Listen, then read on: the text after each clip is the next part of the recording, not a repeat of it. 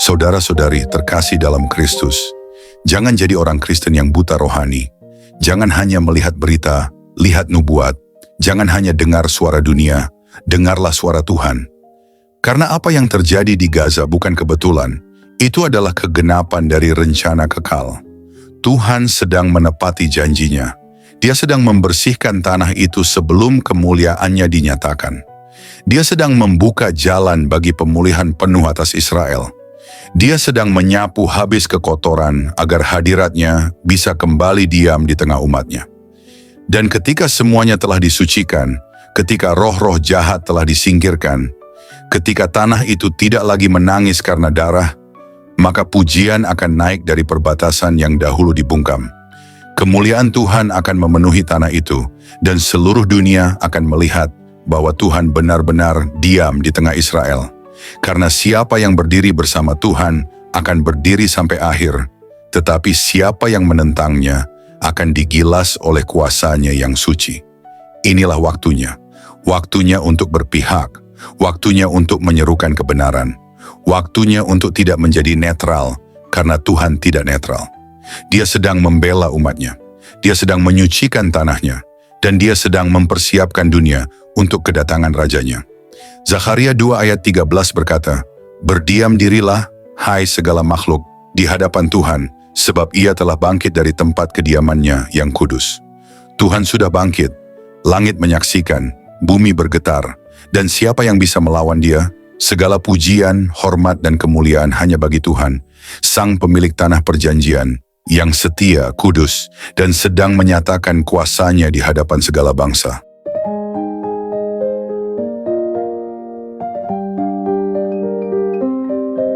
Shalom saudara-saudari terkasih dalam Kristus. Apa yang sedang terjadi di tanah perjanjian bukan sekadar konflik, bukan hanya perang antar bangsa. Itu adalah pembersihan ilahi. Tuhan sedang turun tangan, bukan dengan air bah seperti zaman Nuh, tetapi dengan pengusiran dan penghancuran musuhnya dari tanah yang suci. Tanah itu milik Tuhan, bukan untuk dihina. Firman Tuhan di dalam Imamat 25 ayat 23. Tanah itu jangan dijual mutlak, karena akulah pemilik tanah itu. Sebab kamu adalah orang asing dan pendatang bagiku. Tanah Gaza itu bukan milik siapapun kecuali milik umat pilihan Tuhan. Maka siapa yang menghina tanah itu, siapa yang mengotori tanah itu dengan darah tak bersalah dan nyanyian kebencian, sedang menantang kekudusan Tuhan. Dan sekarang, Tuhan sedang membela tanahnya. Tuhan membersihkan tanahnya dari kebencian dan kekerasan. Seperti yang tertulis di dalam Bilangan 35, ayat 33 dan 34. Jadi janganlah kamu mencemarkan negeri tempat tinggalmu, sebab darah itulah yang mencemarkan negeri itu, maka bagi negeri itu tidak dapat diadakan pendamaian, oleh karena darah yang tertumpah di sana, kecuali dengan darah orang yang telah menumpahkannya. Maka janganlah najiskan negeri tempat kedudukanmu, yang di tengah-tengahnya aku diam, sebab aku Tuhan, diam di tengah-tengah orang Israel. Berapa banyak darah telah tertumpah di Gaza? Anak-anak, perempuan, warga sipil, bahkan anak-anak Israel. Tanah itu penuh darah dan jeritan, dan Tuhan tidak akan tinggal diam. Dia tidak akan membiarkan tanahnya terus dicemari. Tuhan sedang menyapu bersih dengan tangannya. Bukan karena kebencian, tetapi karena kekudusan. Pembersihan ini adalah awal dari pemulihan. Seperti yang tertulis di dalam Yehezkiel, "Aku akan mengambil kamu dari antara bangsa-bangsa dan mengumpulkan kamu dari semua negeri, dan akan membawa kamu kembali ke tanahmu. Aku akan mencurahkan air jernih ke atasmu, supaya kamu menjadi tahir." Sebelum Tuhan mencurahkan berkat, Dia membersihkan tanah itu. Sebelum pemulihan datang, pembersihan harus terjadi. Ini bukan tentang menghancurkan manusia. Ini tentang menghapus roh pemberontakan yang telah tinggal terlalu lama di tanah yang dijanjikan. Tuhan sedang membersihkan tanahnya, bukan hanya membersihkan Gaza, bukan hanya mengusir musuh Israel, tetapi mengangkat kembali kehormatan namanya di atas tanah yang telah dikuduskan sejak zaman Abraham. Dunia boleh protes, bangsa-bangsa boleh berteriak, tapi satu hal pasti, Zakharia 2 ayat 13 berkata, "Berdiam dirilah, hai segala makhluk, di hadapan Tuhan, sebab Ia telah bangkit dari tempat kediamannya yang kudus." Tuhan sedang bangkit dan tidak ada yang bisa menghentikannya.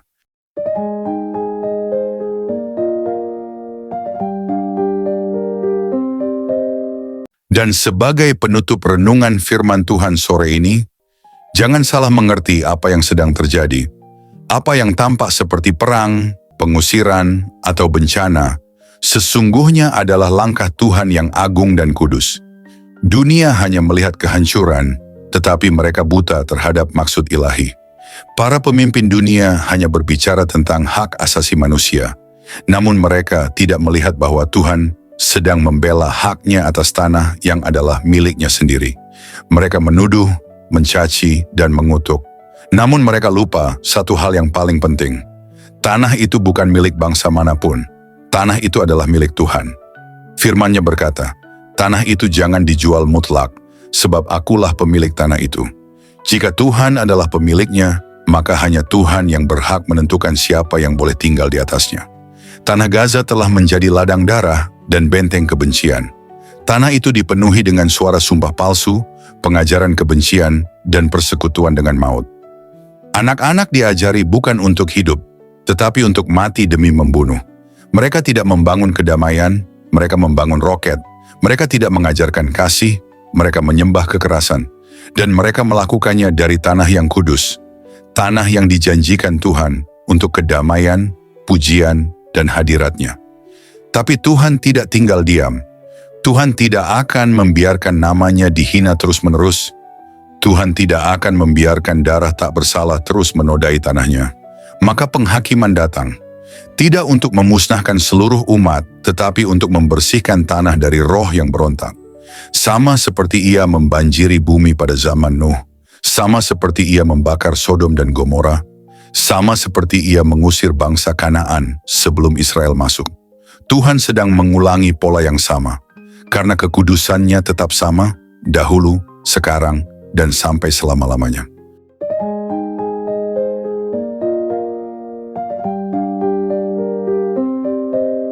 Mari kita berdoa. Kami bersyukur Tuhan Yesus, bersyukur kepadamu, Bapa, oleh karena firman-Mu yang sudah kami dengar pada saat ini. Dalam pergumulan kami, kesusahan, penderitaan, dan keadaan apapun yang kami alami, kami sungguh yakin dan percaya bahwa Engkau, Tuhan, sanggup menyelesaikan semuanya bagi kami. Kami datang kepadamu dengan segala kekuatan dan kelemahan kami, menyerahkan semuanya kepadamu karena kami percaya Engkau berdaulat. Engkau punya otoritas untuk menolong kami, membela kami, dan menyelesaikan segala sesuatu bagi kami. Engkau adalah Bapa yang baik, yang selalu memperhatikan anak-anak-Mu. Engkau mengerjakan semuanya karena kasih-Mu kepada kami. Terima kasih Tuhan untuk kasih, kebaikan, belas kasihan, rahmat-Mu, pimpinan, dan penyertaan-Mu dalam hidup kami. Pertolongan-Mu nyata dalam kehidupan kami. Kami bersyukur Tuhan, berkati kami sepanjang hari ini dalam segala aktivitas kami, studi, pekerjaan, usaha, pelayanan, dan segala hal yang kami lakukan. Pimpin kami dan jadikan kami berkat sehingga nama-Mu dipermuliakan. Kami berdoa bagi setiap saudara kami yang sedang dalam keadaan sakit. Kami percaya akan kuasa pemulihan dan pertolongan-Mu. Bagi setiap yang sedang bergumul dengan persoalan hidup, lawatlah ya Tuhan dan nyatakan kuasa-Mu. Dalam nama Tuhan Yesus Kristus, kami sudah berdoa dan mengucap syukur. Amin.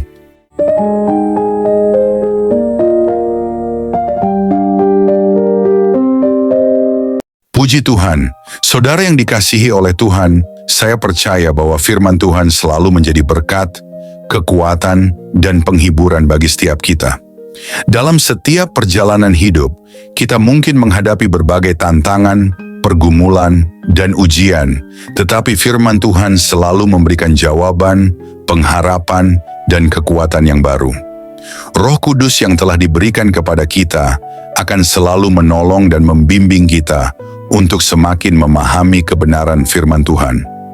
Dia akan menerangi hati dan pikiran kita agar kita dapat hidup sesuai dengan kehendak-Nya, berjalan dalam terang-Nya, dan mengalami kehidupan yang penuh dengan kasih karunia, serta kemenangan di dalam Yesus Kristus. Jangan pernah takut atau khawatir, sebab Tuhan selalu beserta kita. Dia yang memegang kendali atas segala sesuatu, dan janjinya adalah ya dan amin. Percayalah bahwa setiap langkah hidup kita telah dirancang untuk membawa kita kepada rencananya yang indah. Pegang teguh firman-Nya, berdoalah dengan iman, dan hiduplah dalam ketaatan kepadanya, maka kita akan melihat kemuliaan Tuhan dinyatakan dalam hidup kita. Tuhan Yesus memberkati saudara semua. Teruslah bertumbuh dalam iman, kasih, dan pengharapan di dalam Kristus. Sampai jumpa dalam renungan berikutnya, kiranya damai sejahtera Tuhan senantiasa menyertai kita semua.